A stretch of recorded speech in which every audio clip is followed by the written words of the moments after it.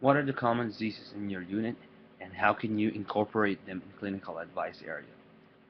Patient education is key in managing healthcare problems in clinical advice area. One of the most common diseases in my unit is heart failure. In heart failure, early detection of body weight changes and clinical status is important. They need to know that shortness of breath, persistent coughing or wheezing, and edema are escalating symptoms that need to be addressed. Compliance with medications such as diuretics and lifestyle changes, such as adhering to a low-sodium diet, are key elements. Another common problem would be pulmonary hypertension. These patients receive prostanoids like Flolan, Remodulin, and Tyvaso. They need to be educated well with these meds because non-compliance or improper handling is considered life-threatening. They are medication dependent, so I'll have to remind them that they should have enough supplies at home.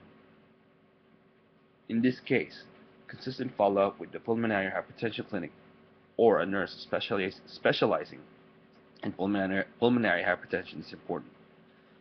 My most important role as a clinical advisor would be to make sure that their follow-up appointments are well organized and coordinated. What would you say if the manager talked to you? The first proper response should be one of emotional intelligence rather than defensiveness. Just listen to the scenario and don't react initially. Give everyone involved in the situation the benefit of the doubt and try to understand them. I would not take anything personally. I would be reflective of the situation and would come up with steps on how to improve. I would also be optimistic and attempt to look at the brighter side. Coming from a positive state of mind begins to channel a positive outcome. What would you do in an emergency situation? I would make the caller aware about the state of the situation and urge the patient to seek emergency medical attention immediately, such as calling 911. I would also ask if I could give any assistance in doing so. What is your plan in the next 5 years? Well, I'm planning to be richer in life experience by traveling and reading more, and financially by working smarter and harder. But I think most of my 5 year plan depends on this interview. Should you hire me? I'm planning to be the best that I could with this job, and I'm really excited to what it has in store for me. I feel like it's a career adventure, so I expect myself to be staying in your department in the next 5 years. Tell me something about yourself. My friends call me Chris, and I'm originally from Manila, Philippines. I'm fascinated by world culture, which makes me an exotic food fanatic and a little bit of a traveler. I also have a passion for photography. I love sports and I like playing basketball, running, and swimming, among others. I've been a nurse for about 12 years now, and I love what I'm doing. I'm a hard worker and very punctual. I always strive for happiness and being the best at what I do. Why do you want this job? The first thing that caught my attention was that I'm still going to work for Stanford, a company that I love working for.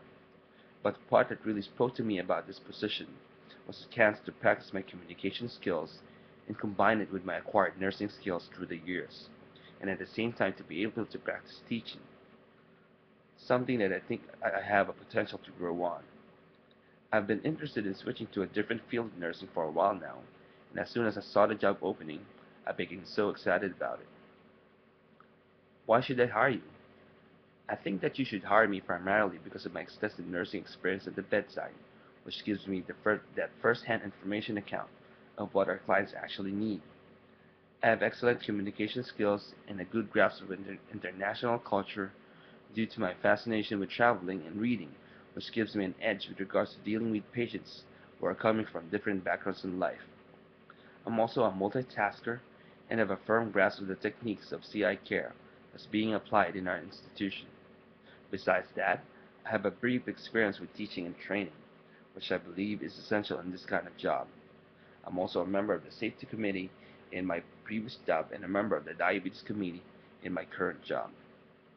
Do you have any questions? What is it like in a typical day in your department? Does the department offer trainings or seminars so that I can improve my skills? Finally, I'm going to be honest with you. I really want this job so much and I'm willing to be trained, and I would like to take steps to improve on it as much as I can. If you can't hire me as full time right now, I'll be willing to take early or part-time position for the meantime.